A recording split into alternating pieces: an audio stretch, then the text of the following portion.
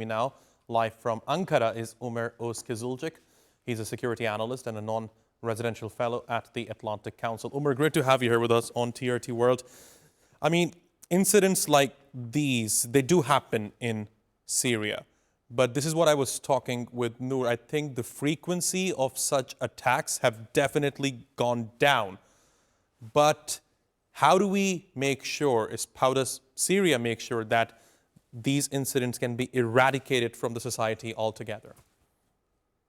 I mean, we have to be realistic in our approach. Syria has been going through 14 years of civil war, and we have seen the presence of every kind of different terrorist organization in Syria over the last decade. So we have to be realistic. Actually, Syria is performing on the security level much better than most people anticipated, including myself. And the Syrian security situation, according to any number that you can find, is much better now than it was a year ago or a year and a half ago. So ISIS attacks have decreased. We see that civilian deaths have decreased quite dramatically.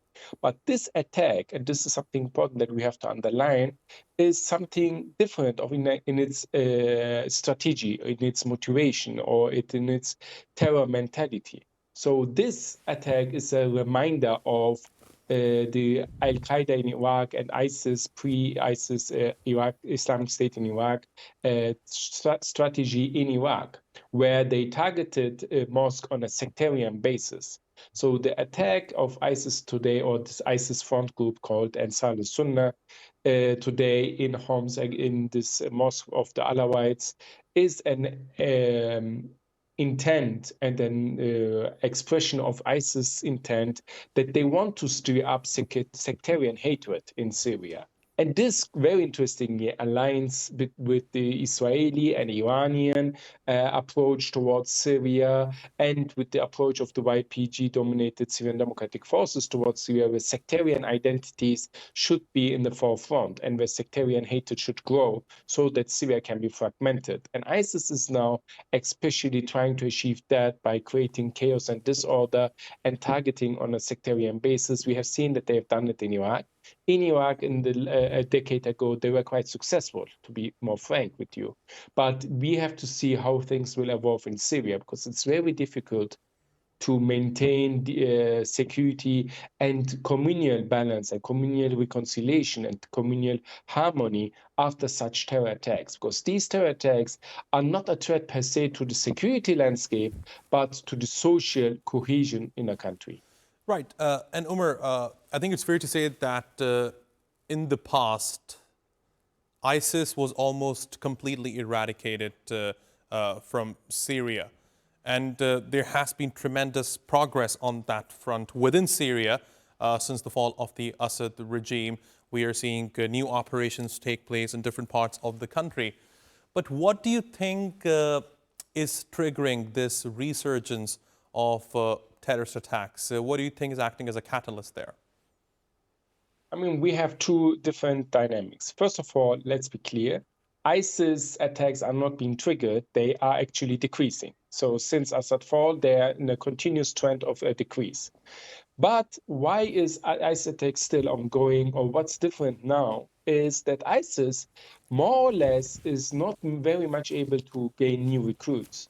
So with the fall of the Assad regime, we see that ISIS arguments to gain popular support has been degraded. But there is a new dynamic. And this new dynamic is an old dynamic, but that has been now recently increased in its intensity, which is that the YPG-dominated Syrian Democratic Forces is, according to Syrian security forces, releasing ISIS members from the Al-Hol and the Rosh camp and from the prisons they hold, in which there are many ISIS prisoners. So we know that from testimonies published by the Syrian security forces and the Syrian Interior Ministry, that many of ISIS cells that were captured in security operations were just recently in prison or inside camps controlled by the YPG-dominated Syrian Democratic Forces. So this is something very dangerous, and which indicates that the strategy of the international coalition to fight ISIS, to partner with the SDF, is quite dangerous and should be reversed and should be changed.